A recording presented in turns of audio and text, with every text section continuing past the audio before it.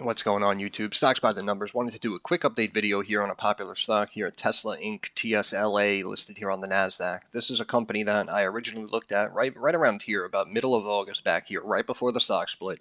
Company was trading a little over 900 a share, then a 3-for-1 split, right, which would be about $300 a share. And basically, I said that this stock was going to pull back and fill this gap here that it never filled, going all the way back to 2020 here, down at around $82 a share. And the stock began to pull back. It was in this little descending wedge right here, December 20th. Right here, where it touched and bounced slightly off of this bottom trend line. So these trend lines were, I drew these trend lines out. I said we were in a falling wedge and could potentially pop out. However, again, because the company was so undervalued, this could be the time where they really sell it all the way off, sub 100, and just fill that gap quickly, and then it just takes off from there. Instead, it hit, what, like 101, yeah, 101.81, bounced off that. I remember when it hit 100, everyone started going nuts because people are looking at, a $300 stock up here that now you can buy for, almost a 70% discount, and you can grab it for $100 a share. So, that was definitely a good cost basis, much more attractive price entry for the average traders out there. Anyone who stepped in there and bought calls, a week out or a month or two out, obviously made a phenomenal return as the stock more than doubled, climbing to about 220 to 1765, and then of course has since been bouncing around. As we look back here for the last couple of weeks, it's been struggling to stay above this simple moving average and has recently chunked down. Now, first of all, we did have this wedge, right? These purple lines. I extended them a little bit over here, and I'll get to that in a second. But we came down here, and I said you could potentially see a bounce off of this line before you see a breakout. And again, they broke it out of the trend line to $100 and then began to rally it back up, not only off of those new lows, but of course bringing it back inside the wedge, and then more importantly, as we see here, running it up going into these earnings. Now, the earnings came out, and the company beat on the EPS side by a little over 5%, and now, of course, we see a revenue miss, several hundred million. Was pretty rare if you go back when Tesla has missed earnings. So that's why, in my opinion, I don't know, kind of a bad look. Plus, the company here was overvalued still in my eyes. And then, of course, we pop up out of the wedge after the earnings, and we ran all the way up to 200 plus again.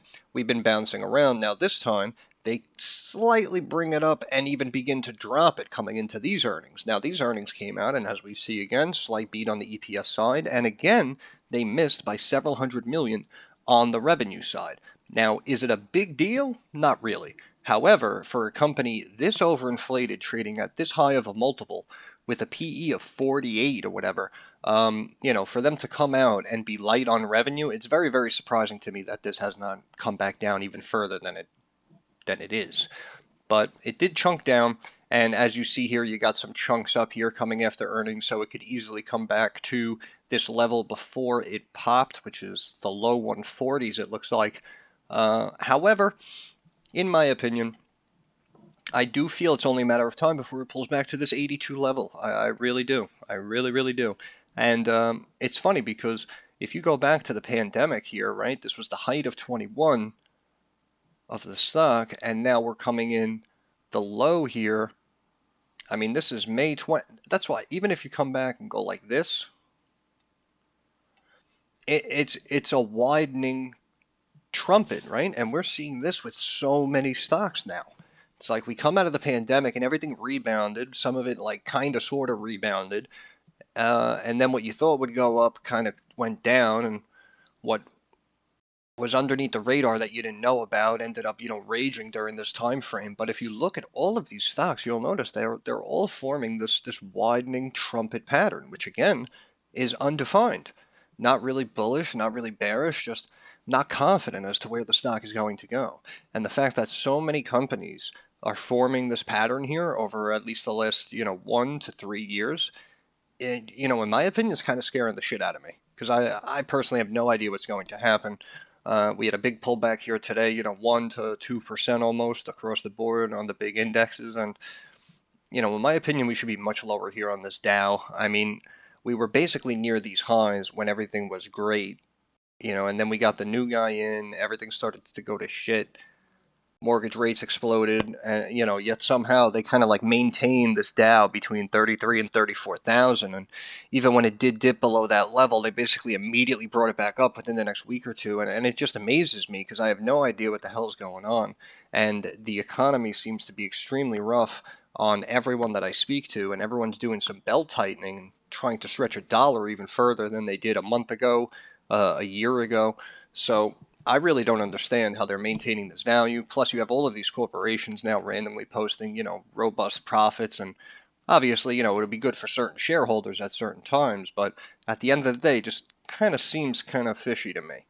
But anyway, back to Tesla. So again, long term, I do feel we're going to hit this 80 mark. And if we like elongate these out, now obviously this is an extremely low trend line. I really don't think it's going to break into that level. However, again, if this even meets up with this, so if we pull back, yeah, that'll be like here. What are we looking at? Bottom of the screen, Friday the 13th. Oh shit, October, October.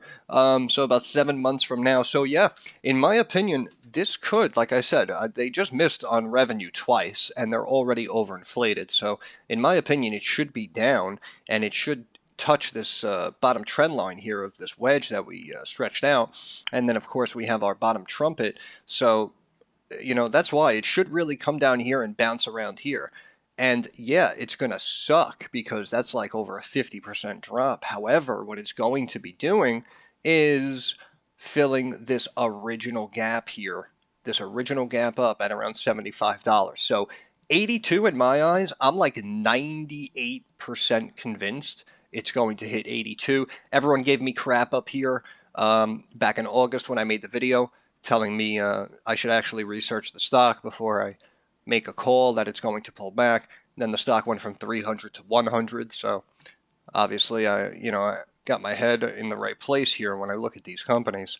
And again, you can say that I'm hating on Tesla, but at the end of the day, no stock is trading at this multiple.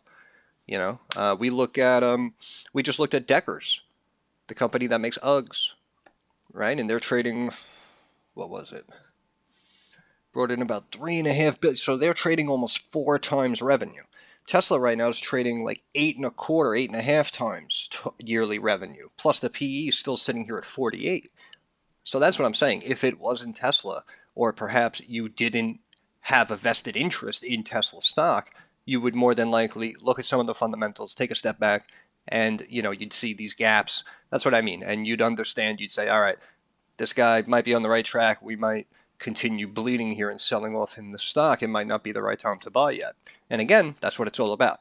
Pricing and timing. Why force my way in a downtrending, overinflated Tesla at 160 that just missed revenue back-to-back quarters when I could potentially buy them again for, even 100 a share, right? So that's why. It's all about pricing and timing. But again, we're looking at 500 billion, 48 PE. The EPS side looks great. They came in here and met the 85 cents a share back in Q1 of 23. So, I'm not knocking Elon Musk. I'm not knocking Tesla. The fact that revenues consistently keep growing, look at this, going from mid-high teens, low teens, up to, again, breaking above that $20 billion mark now, 3 quarters in a row. So the numbers do consistently keep increasing. However, they just came in slightly below estimates here in the last couple of quarters. That's why, I understand not crashing the stock down 50% after this release. However, to tell me we're now going to be in a long term, like I said, like 6-7 months out, October, November, to say we can potentially slowly sell off that whole time back to this 82 and potentially $75 level and fill these gaps back here, definitely 100% justified. Because again, it seems extreme for it to go back to 82, but if we cut these numbers in half, now we're looking at a market cap of 250 billion. We have a PE down in the 20s, right? So that's why, even though a lot of people will think that's too low, as soon as it fills that gap, it's a screaming buy, in my opinion.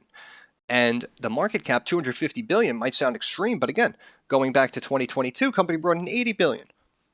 So even though it would be a massive hit to the market capitalization of the stock, you'd still be trading like 3.25, almost 3.5 times yearly revenue to market cap comparison. You know what I'm saying? And we looked at a lot of other brand name companies, who were only trading, like less than 2 times yearly revenue. Or like we just looked at Corning, right? That's like a slow and steady climber. I just did a review. They pay you a dividend to own it, right? They brought in 14 billion for the year. The market cap's like 27 billion.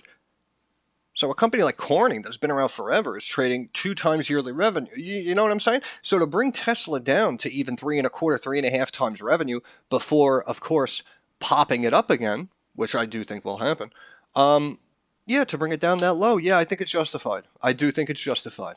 And again, it's not just consistent, constant greens here like it was a couple of years back, where they just were constantly coming in hand over fist above estimates. They pumped up the estimates on Wall Street side, and the company came in light in back-to-back quarters. So I do think a little bit of a pullback makes sense here. But I know someone asked me for an update. I'm sorry, I'm not giving you a shout out. I don't have your name on hand right now. But someone said, hey, how about an update on Tesla? And again, the last time I did an update was right here at these lows, right here, December 20th. And again, since then, the company pulled back and then rebounded. However, 2 earnings reports came out, and that is why I still stand by my original analysis as to, again, stating that I like the company, I like Elon Musk, I know people like Tesla. However, these gaps got to fill. These gaps got to fill. And you want it to probably happen, but better sooner than later. And also, you want to keep an eye on it. If this is really one of your bigger positions or a company you wish you would have bought a couple of years back, you're going to want to keep an eye on this, because if it does what I say it's going to do, and it dips below 100 back here to start to fill these gaps, you are going to want to have cash on hand, in my opinion. And I'm going to leave it there. So once again, this is Stocks by the Numbers. I want to thank you all for stopping by. If you have any questions, comments, or concerns, please drop it down in the comments section. I'm usually very quick to reply. Just like everyone on YouTube says, do me a favor, thumbs up, like the video, helps out the algorithm. More importantly, subscribe to the channel. That's our handshake. I have no problem doing a quick video on something you want updated, or something you're thinking about taking a position in, and you just want to see, what someone else has to say about it, what their slant is. Totally understandable. I have no problem making these videos for you guys. All I ask, handshake agreement, push the subscribe button. Really means a lot to me, watching the community grow. And again, I know a lot of people, they charge you in Discord for their trades, or they put their Patreon link in the description, right? Looking for donations. I really didn't want to do that. I didn't want to take money from you guys directly. So, the more people quickly subscribe to the channel, the faster I can get monetized. And yeah, I know it's going to suck to watch a few ads here and there, but I give you my word, number one, I'm probably not going to monetize every single video. I think that's kind of a scummy move. But also, on the flip side, again, I would prefer to take money from the YouTube ads as opposed from you guys indirectly. I mean, God forbid, if something terrible happens over here in the family and I need money immediately, yeah, maybe I'll set up a Patreon page and take donations. But again, knock on wood, let's hope we never reach that point. And again, I'll take the money from the YouTube ads instead of you guys any day of the week. But yeah, so thanks for stopping by. But like I always say, moving forward, I understand that markets are rocky, and they're volatile, and they're uncertain. So I want to wish everyone success. I hope everyone makes a couple of dollars. I want to thank you for stopping by, and I'll see you guys in the next video. See you later.